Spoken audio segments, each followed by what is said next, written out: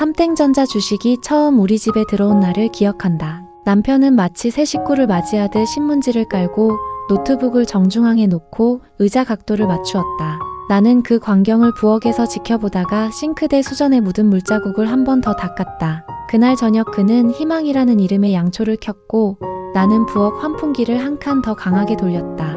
이제 우린 부자가 된다는 문장 대신 나는 전기료 고지서를 떠올렸다. 부자는커녕 전기세부터 낼 수 있을까 하는 현실적인 의문이 먼저 들었다. 첫 몇 주 동안 남편의 표정은 분홍빛이었다. 빨간 양봉이 뜰 때마다 그의 입꼬리가 살짝 올라갔고 파란 음봉이 내려앉을 때마다 그의 어깨도 함께 내려갔다. 파란 날이 점점 많아지자 집안의 공기도 파래졌다. 거실에 놓인 관엽식물이 끝이 노랗게 말라가던 시기와 묘하게 맞물렸다. 물을 주지 않은 탓인지 파란 화면을 너무 오래 봐서인지 아무튼 잎은 끝부터 마르고 남편은 눈초리부터 말랐다. 우리는 딩크족으로 지내며 각자의 시간을 가꾸는데 익숙했고 출근과 퇴근 사이에 서로를 구속하지 않기로 한 약속도 있었다. 그러나 하락장은 약속을 씹어먹는 괴물 같았다. 점심시간에도 남편의 휴대폰 진동이 멈추지 않았고 저녁 식탁에선 반찬보다 주가가 메인 디시였다. 나는 고등어를 구우며 기름이 튀는 소리에 맞춰 속으로 숫자를 셌다.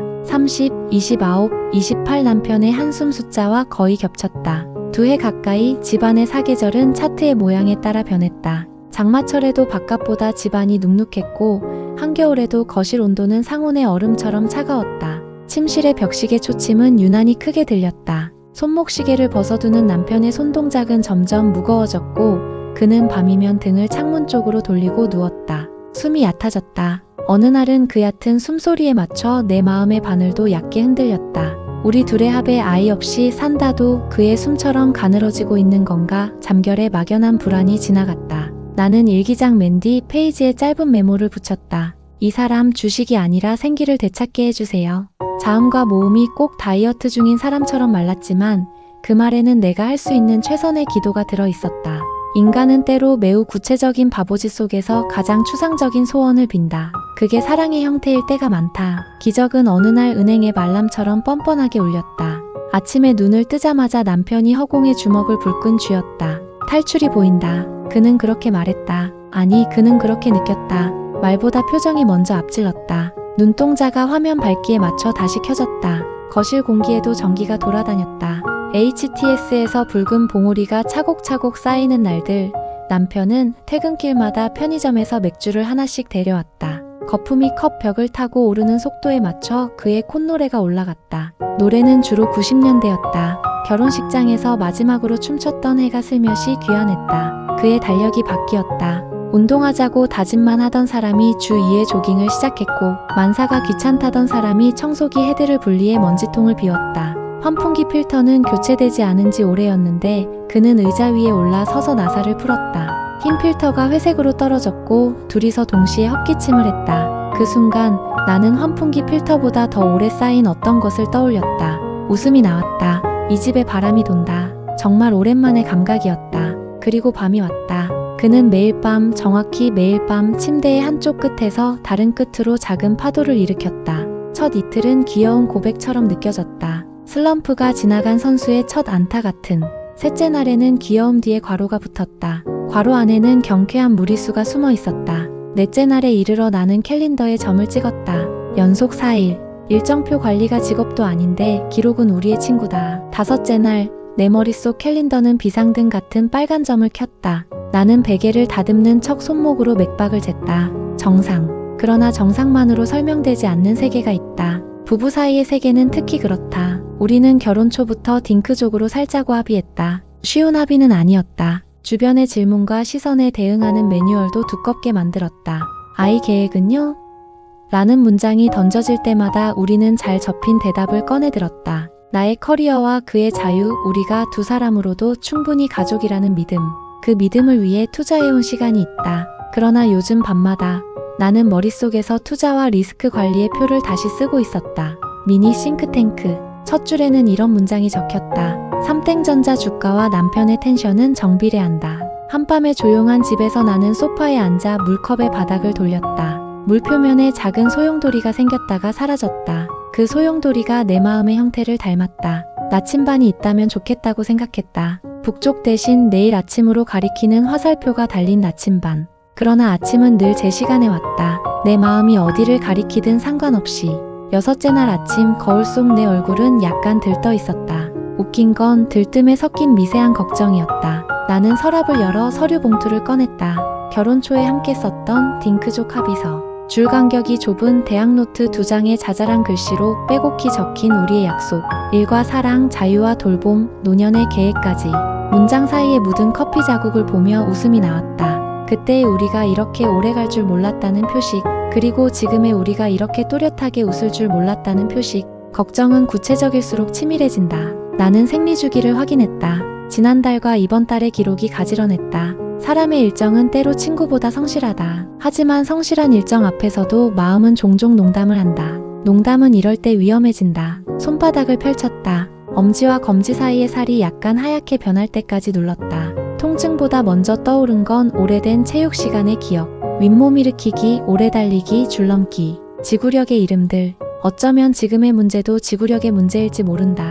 어떤 종류의 즐거움은 금방 기진맥진하게 만든다. 점심시간에 회사 근처 공원을 걸었다. 나무 그림자는 정확한 시간표를 가진 교사처럼 분절되어 있었다. 벤치에 앉아 도시락 뚜껑을 열었다. 달걀지단을 한 입 베어 물자 휴대폰 화면에 알람이 떴다. 뉴스 속보, 반도체 업황, 회복 국면 본격화.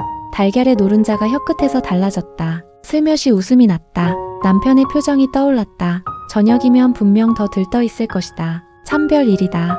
세상의 사이클이 우리 침실의 공기압을 조절한다니. 퇴근길 지하철에서 내 눈은 사람들의 손목을 본다. 플라스틱 쇼핑백 손잡이, 스마트폰, 독서대, 유모차 핸들. 각자의 무게가 손목으로 모인다. 우리 집의 무게는 어디에 모이는가? 거실 한복판의 커피 테이블, HTS의 빨간 막대, 침대의 중앙선. 자주 흔들리는 곳에 무게가 모여있다는 생각이 들자 웃음이 나왔다. 얇은 데는 흔들리기 마련이다. 흔들리면서 버틴다. 그날 밤 남편은 평소보다 빨리 침대에 누웠다. 집안의 공기가 봄처럼 가벼웠다.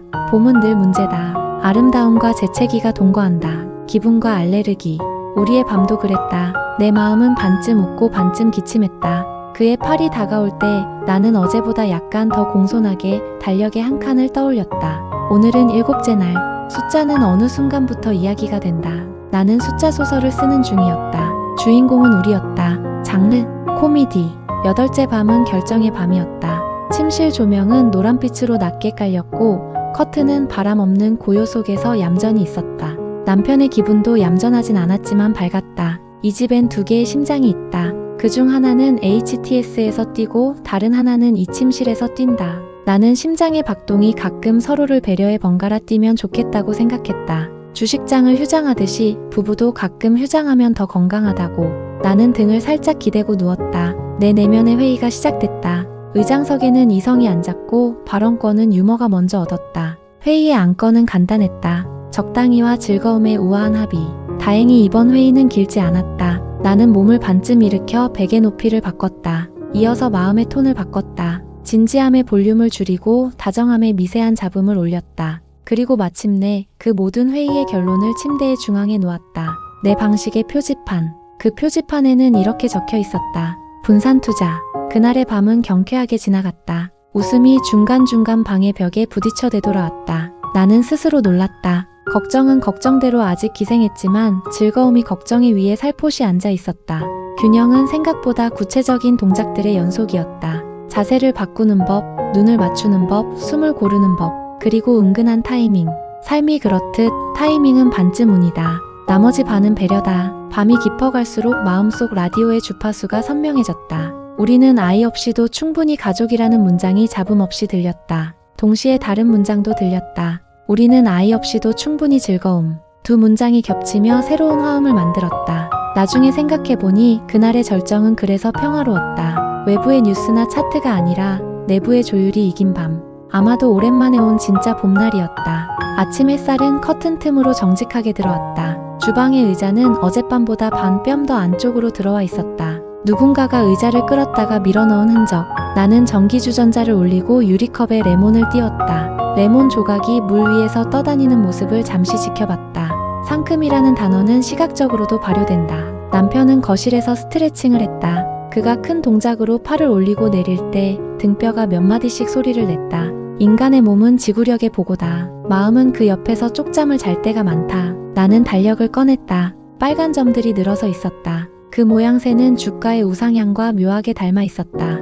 웃음이 났다. 내 손끝이 캘린더에 오늘 날짜를 톡 두드렸다. 그리고 그 옆에 작은 연필 글씨로 적었다. 휴장. 그 옆에는 작은 하트. 농담 반, 운영 방침 반. 우리의 사랑을 기업 경영처럼 말한다는 게 좀 우습지만 우스우니까 좋았다. 유머는 때로 가장 실용적인 안전장치다. 점심시간에 남편에게 메시지가 왔다. 그래프 이모지와 웃는 얼굴. 나는 손가락으로 답장을 적다가 지웠다. 이모지 대신 냉장고에 붙일 메모를 만들기로 했다. 파란 포스트잇 하나를 꺼내 굵은 펜으로 썼다. 오늘은 휴장일. 내일은 야간 거래 가능.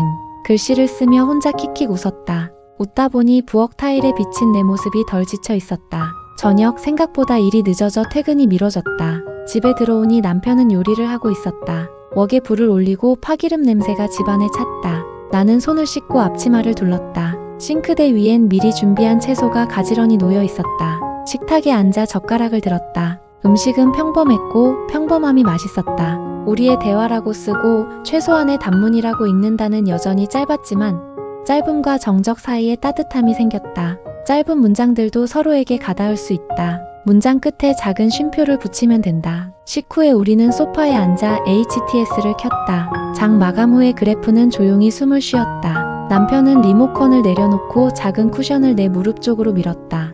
화면의 빨간색과 파란색이 내 눈에서 멀어졌다. 그 색들은 오늘 하루의 일부였고 내일의 전부는 아니었다. 나는 텔레비전을 끄고 거실 조명을 한 칸 낮췄다. 집안의 공기가 부드러워졌다. 부드러움은 종종 좋은 결론을 만든다. 잠들기 전 욕실 거울 앞에 섰다. 손바닥으로 뺨을 쓸어 올리며 내일의 나를 잠깐 그려봤다. 출근길 지하철, 회사 데스크, 점심 도시락, 오후에 이메일, 퇴근길 마트, 집 앞 가로수, 현관문 비밀번호. 오늘과 크게 다르지 않을 것이다. 다른 게 있다면 달력 한 칸에 적힌 작은 글씨, 휴장. 그리고 모래 칸에 적힌 또 다른 작은 글씨, 야간 거래 가능. 농담처럼 보이지만 이 농담은 우리 둘의 언어가 되었다. 언어를 공유하면 사랑은 유지보수가 쉬워진다. 침실 불을 끄며 마지막으로 생각했다. 우리는 왜 이렇게 웃긴가? 그리고 왜 이렇게 괜찮은가? 딩크족의 합의는 여전히 유효하다. 그 합의는 종이 위의 약속에서 생활의 리듬으로 옮겨왔다.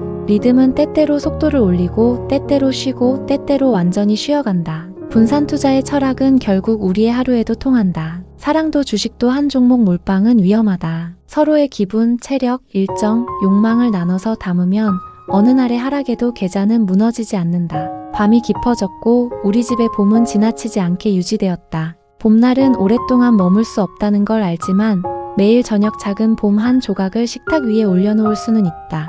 예를 들면 오늘의 농담처럼, 파란 포스트잇처럼, 내일의 야간 거래처럼. 나는 커튼을 조금 더 닫고 베개 높이를 조정했다. 숨이 일정해지는 소리가 들렸다. 그 소리에 맞춰 눈을 감았다. 아이 없는 우리 둘만의 집은 조용했고 조용함 속에서 웃음이 장광처럼 오래 남았다.